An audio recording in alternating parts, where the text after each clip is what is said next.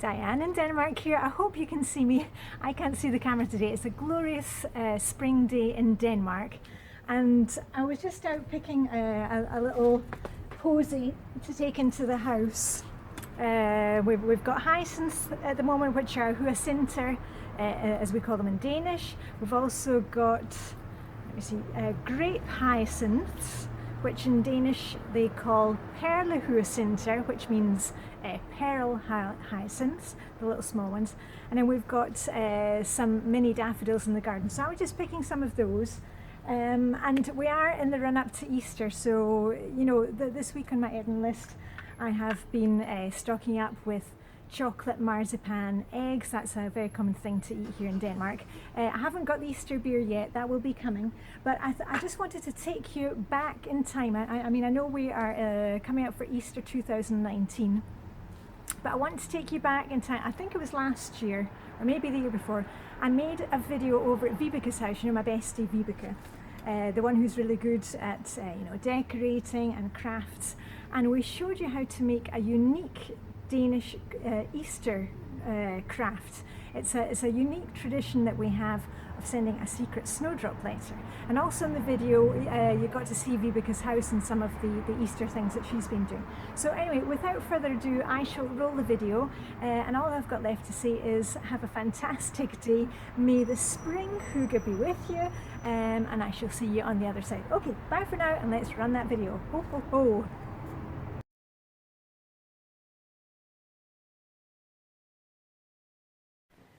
Okay, so here we are back in Vibeka's house. I know you've all been desperate to come back and see. The last time we did a video together was before Christmas. Yes. Yeah, and I was showing you Vibeka. Oh, it was long before Christmas. It was when we were getting ready for the Christmas holidays, yeah. And you showed us your Advent. Yes, decorations. It was probably in November. Yeah, and then Vibeka showed us how to make the little paper cones, which you could use for Easter. But well, yes, you could put eggs in them and hang them on some branches or something like that. Yes. And add some eggs to it, yeah.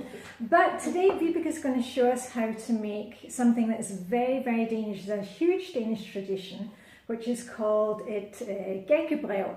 And Gækkebrev in English, and I'm trying to translate it, it would translate as a secret snowdrop letter.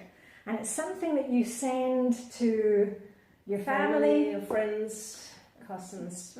Yeah. And what you do is you send this letter. Vibeka's going to show us how to make one, and I'll show you how to make a really child's version. And Vibeka always does the good stuff.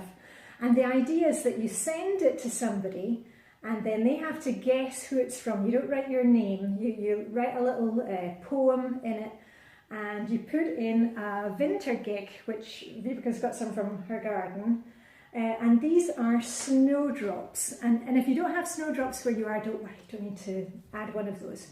But these are called vintergæk because it was actually Hans Christian Andersen that called them sommergæk, because it was like the first flowers which came out. Yeah, signs of spring or something. First signs of spring, but then, like today, we have snow in Denmark in spring. So it was a bit of a teaser for spring. So, but they're called vintergæk, which means winter. How would we even say that? It's a kind of. It's a joke. It's a tease thing. It's a joke. A secret. Yeah. So, as I said, Vibeka is going to show us how to make one. And even if you're not in Denmark, you might want to make one for your kids. And the tradition goes that if the person who receives the letter guesses who it's from by the clue, then you have to give them an Easter egg, you know, one of these, or a chocolate one, big Easter egg. And if they can't guess, then they have to give you an Easter egg. So there we go, there's a bit of excitement in it. Yeah. So Vibeka, what are you doing? Yeah, just take a piece of paper. Mm-hmm. I have white or yellow papers, or green, or any kind of Easter color. Any kind you like. But in Denmark it's mostly white and yellow and green, maybe purple. And you fold it. You can, if you want, just start cutting out just like you want, or you could, if you want a more fancy, you can to make a drawing and cut after the drawing. I did that before, and I cut out this one. This is with small wintergækker and hearts and erantis. I don't know. It's a Danish flower. Yeah. One of the first Danish flowers that comes out. So it's more spring-like, and then you have this part where you can write the little gæk on, and remember the small points. Yeah, but when you're writing the little, you put in a little poem with a clue of who has sent it. And but just to backtrack a bit, if you're not as creative as Vibeke or good as cutting out these patterns, as I said, we said in a previous video, Hans Christian Andersen, who writes the fairy tales, he was fantastic at paper cutting, very, very intricate. And in the Danish library, there are lots of books you can see with patterns. They can be very, very intricate. And also you can do them in a circle pattern where you, I mean, there's no way. Pretty with the the vintage thing. Yes. And then you can actually lift up so it can be as complicated or as easy as you like. And you know me, I always go for the very easy version. So what I normally do, or as I used to do with the kids, if you can see that here, I've done the same thing as Vibeke. Fold your paper in half, and then again. And all I've done is, done a shape around the side. Let me just, these aren't your sewing scissors. They're for paper cutting. Good. Remember, never use. I can show you this one. I cut it with hens, chickens, and small eggs because I thought it was very Easter-like. So, inspired by my chickens I once had. So. Yeah, how many chickens did you have? I had 5. 5? Yeah, but then the fox came and there was not much left of them. Yeah, the fox only some pretty feathers. So okay, so here's one in process. I've just cut a kind of lacy edge, and you'll see how that looks when it's finished. Okay, so this is the really quick version, and then what I've done is I've drawn half a heart shape. I'll just cut this out and show you. But if you're doing it with the kids, it doesn't really matter what they cut out. It doesn't need to be fancy. It's just a fun, quick. It's just having fun. Quick craft. Yeah.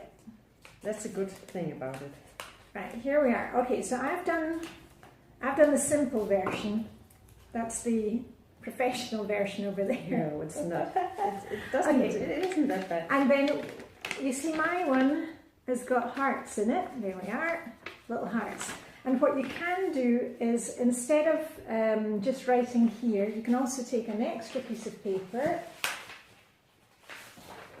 and stick it like that. You could stick it on with glue, and then you can really see the shape. Anyway, here comes the fun part with the actual rhyme on it. Now, in Danish, also from the library, here is a whole book of different rhymes that you can write, but I have one in English, because otherwise, if you send this in Danish to somebody, they're going to have no clue. Mind you, and that way, then they need to give you an Easter egg. Yes. Okay, so here's, and don't worry, I'm going to write this text in the video comments, so don't worry about that. Here we are, okay, and I'm going to read it aloud. So it says, Snowdrop, snowdrop, snowdrop fine, omen true of hope divine. From the heart of winter bring thy delightful hope of spring. So we're going back to the spring is coming. Guess my name, I humbly beg, your reward an Easter egg. Let these puzzling dots proclaim every letter in my name. And what you would normally do at the bottom, can I borrow your pencil? Yes. Yeah, you can. Yeah, and at the bottom you would do 1 dot for each of the letters in your name.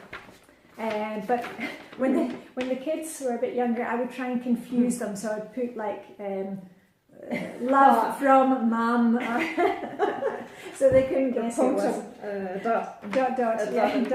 Yeah. So you can put dots at the bottom, and then somebody has to work out who sent me this secret snowdrop letter. Oh yeah, and that's but the other it's thing. actually cheating. It's cheating. okay. And then normally what you would do is take a snowdrop and actually put that in your letter and send it off to somebody in the family or give it to the kids. In the very old days, it was actually between young maidens. They would be sent one of these letters from an admirer, and they had to guess who it was. So it goes back to all these traditions go way back. Mm-hmm. But this is actually a Danish tradition. I tried looking up. It doesn't exist in Sweden or Norway. It's a very Danish thing. Okay, it must be has Christian. Yeah. So you can put the flower like this and write here, like I started this letter, and then the dots at the bottom. Yeah. And some of the Danish ones, kids, they often say, mit navn der står med prikker, pas på det ikke stikker. And that is a kind of play on words of watch out for the dots because they will stab you. So you can make up your own ones, but this is a really good starting one which explains what it is. So as I said, I will put that on the video information and in a comment if you want to go ahead with that. And Vibeke, can we just talk a bit more about what else you have been doing for Easter? Yeah. We're just going to go around and have a look, because I know you all want a peek at Vibeke's decorations. But Vibeke, her education is as a decorator, for decorating shop windows. Mm-hmm. And so Vibeke is fabulous at anything to do with paper crafts and flower crafts. But anyway, let's go through, shall we? Yes, let's do that. Okay, hold on. A bit of tea. Cheers. Cheers.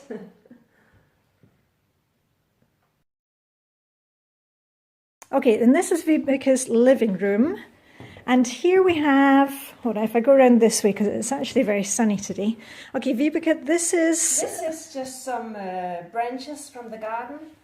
And then I had some wooden eggs I hang onto the branches. Yeah, because it's a big tradition here in Denmark. Yeah. It's a bit like having a Christmas tree. You saw Vibeke's Christmas tree over there in the winter, and we use a lot of symbols of fertility and eggs. Yeah. And it's really to welcome the new season. You can see here, is this an apple? No, it's apple tree. It's syringa. It's syringa, isn't it? Kind of lavender syringa. Oh, we'll need to look up the we need to look up the name for that. Okay, and the eggs these aren't from your hens, are they? No, they're not. I think it's a goose. A goose eggs. Mm-hmm. Goose eggs. So no, they are bought. Yeah. And you can see that, you can make these kind of things with the kids. You can cut out shapes, and also in Sweden they also add a lot of feathers. I've actually brought some feathers from Tweet and Sparky the birds, so I might hang some on my branches. We do the same in our house.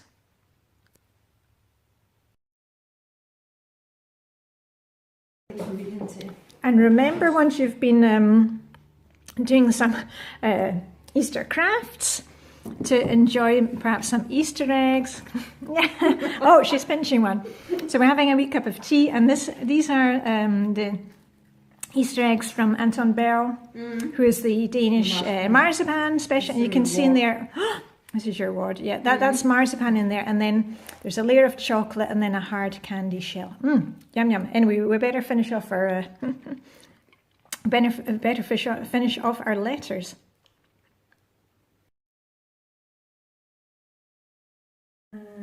Action. Oh well, I hope we've given you a wee bit of inspiration. Maybe get a bit of Danish hygge into your Easter this year, and don't worry, we're going to clear up. Remember, if you're doing any crafts, remember, do a pupa, pick up and put it away when you're finished. I know Vibeke knows this, she knows all the Flylady stuff. But anyway, Diane in Denmark signing off with the lovely Vibeke, my bestie. And as usual, may the... I was going to say, may the force be with you. No, live, laugh, and prosper. May the Danish Hygge be with you, and see you very soon. Yeah? Yeah. Okay. Bye-bye. Bye for now.